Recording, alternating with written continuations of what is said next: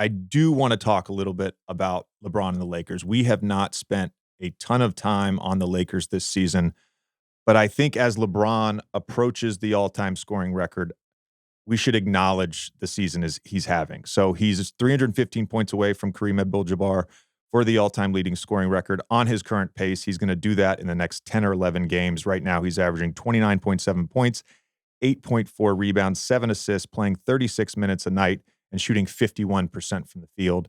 Since LeBron's 38th birthday, he's played 269 minutes, scored 259 points in 7 games, 37 points per game, almost a point per minute on the court. This is LeBron James we're talking about, so you're never surprised. But at what point do you just look at this as a fan and as someone who has to comment on the goings on the league, and you're almost left speechless at a certain point? Yes, speechless. There's no history, there's no precedent of what he's doing right now at his age. Just to provide some additional color on what you brought up about this 7-game span, he's the first player in Lakers history with 250 points, 60 rebounds, 60 assists over a 7-game span. He's the oldest player with 250 points over a 7-game span, and he's the only player to do it after age 35. In fact, he's already done it once. He did it last season. No players averaged 20 points per game in their 20th season or later. He's got 3 40-point games in his 20th season or later. That has been done once in NBA history, and that was Kobe Bryant's last game. Like, what he's doing right now is absolutely insane. It's crazy. There's another stat I saw just about clutch scoring. He scored 64 points in clutch situations this year, 44% from the field, which is 9th best in the league. The Lakers, as a team, are actually terrible. They're 9th worst in the league.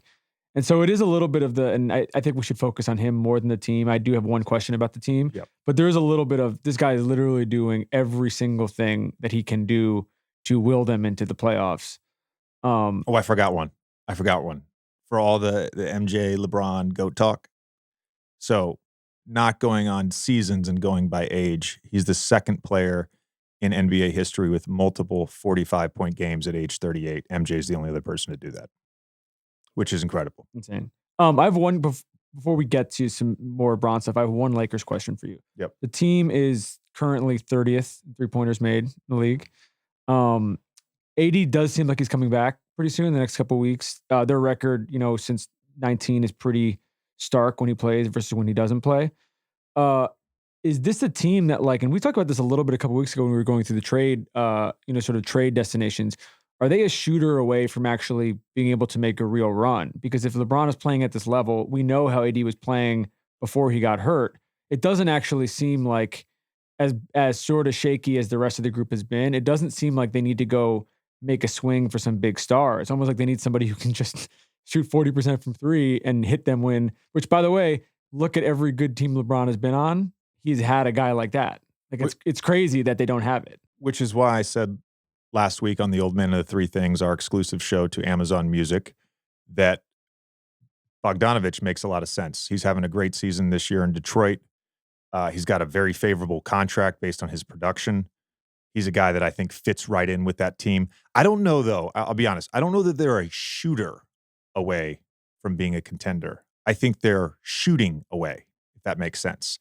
They need multiple guys that can spread it out a little bit. Yeah. And just to contextualize where they're at right now, 20 and 24, they're in 13th place, so they're not even in the play-in game.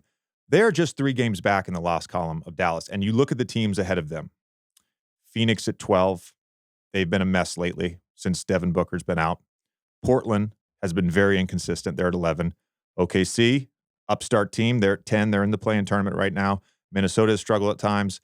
Utah, maybe they do become a seller. Maybe somebody gives them an offer for Malik Beasley or Jordan Clarkson and hope to sort of swing their bench and fortify their shooting. So there's a lot that can happen between now and the end of the regular season. So on DraftKings right now, I looked this up. When the season opened, to participate in the play-in game, the Lakers were at plus 110. They dropped actually a month later. They were at minus 105. So people thought they were in. They're currently at plus 130 to make the play-in tournament. I think that's a pretty favorable bet. Yeah. I think it's based off of the publicly available knowledge about AD's injury. Yep. It feels like a pretty favorable bet.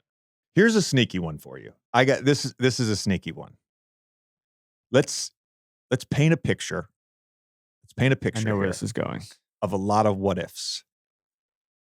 And this is, I don't do this a lot, but let's paint a picture of a lot of what ifs.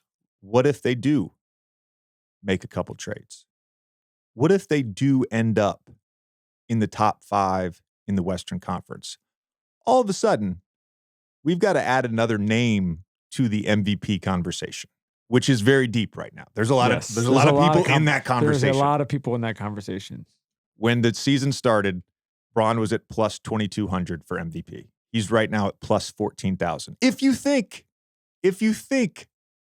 in a perfect world, some stars align, Lakers end up with a top 5 seed in the Western Conference. I don't think it's out of the realm of possibility. I don't think so with either. This current roster, no. But he deserves it just for to be in the conference, just for keeping them afloat for the last 3 weeks, because he's playing 1-on-5 basically. By the way, we mentioned him chasing Kareem's record. DraftKings also has some awesome sort of prop bets related to LeBron chasing the points record. So go check that out on DraftKings Sportsbook. When I throw down on the NBA action, it's got to be with DraftKings Sportsbook, an official sports betting partner of the NBA.